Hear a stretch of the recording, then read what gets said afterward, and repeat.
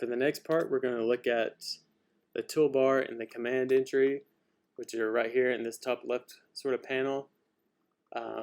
Right here is all your different tools. So you have your different lines that you can control or create using just simple lines like a polyline, an arch tool, circle tool, a rectangle tool, and polygons.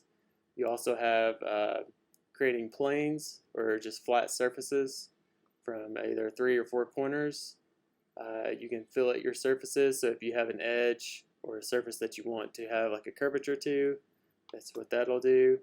If you want to work from just like primary shapes, you have this box over here, and then you can just click and hold onto the box, and it'll bring up a bunch of different options for a cylinder, a sphere, an ellipsoid, paraboloid, cone, pyramid, and a bunch of other stuff. So,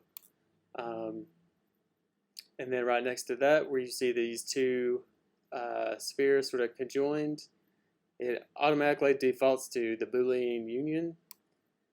But this has a bunch of different sort of pieces that you could use. So these top 3 are probably the most important. So you can use union, which is sort of like adding 2 objects together. Difference, which is using one object to remove pieces from another object. And then intersection, which you might not use very often, but could be useful in certain situations. If you want a certain shape, you can create the 2 shapes and then use the intersection to discard the 2 halves, but then keep the parts of where they intersect. So that one's a little bit more advanced, but you may use it sometime during the future as you get more practice with the program. And then you have your blend edges and fillet edges or chamfer edges, which are ways to sort of change the look of an object. So that's a good way to start, is just using sort of primary shapes and then learning these Boolean sort of commands. And then you also have the join, which will join any curves that are connected, which we'll sort of go over a little bit later, but you'll use sort of this box as well in conjunction to using the join tool. You have your explode, which can sort of completely separate an object that you've created, so you can like select certain parts of it. You also have your trim tool and your split tool, and your text tool. You have rotate, scale, and a couple others. So yeah, so this is where all your tools are, but you can go through these menus and familiarize yourself with certain commands, and then instead of having to go over here and click everything, you also have your command up here, which you don't have to click.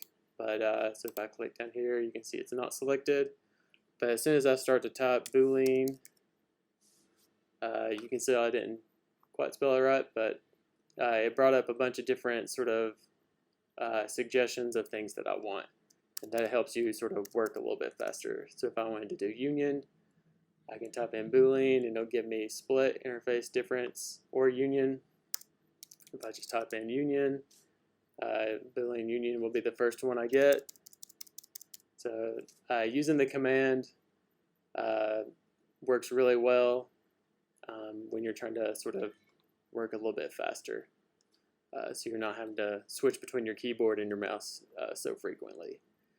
And also in your command, so when I select a tool, it'll bring up some different commands to where I can sort of work differently with a specific tool. So if I switch to my top view and I'm trying to draw a center circle, or a circle that I want to work from the center and out, if I want to zoom in, and then I'm going to turn on my grid snap, but you also have this.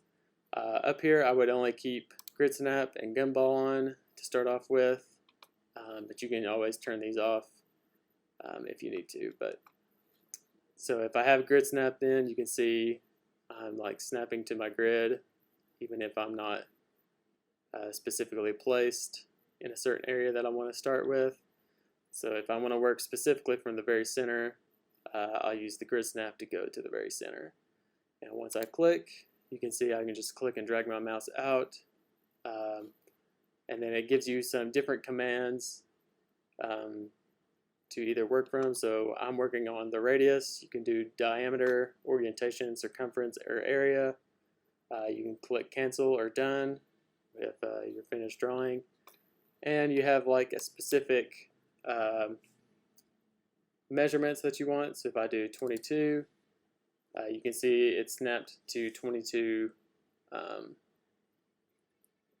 radius of 22. And then I can just hit enter, and now I have my circle. So, and then you can also use the grid to sort of count, but just typing stuff in is a little bit quicker. And that's pretty much it for the toolbar and the command entry. It just takes a lot of practice, a lot of familiarity to learn the language of things, and once you start getting the hang of it, all of it will start to make a lot more sense. So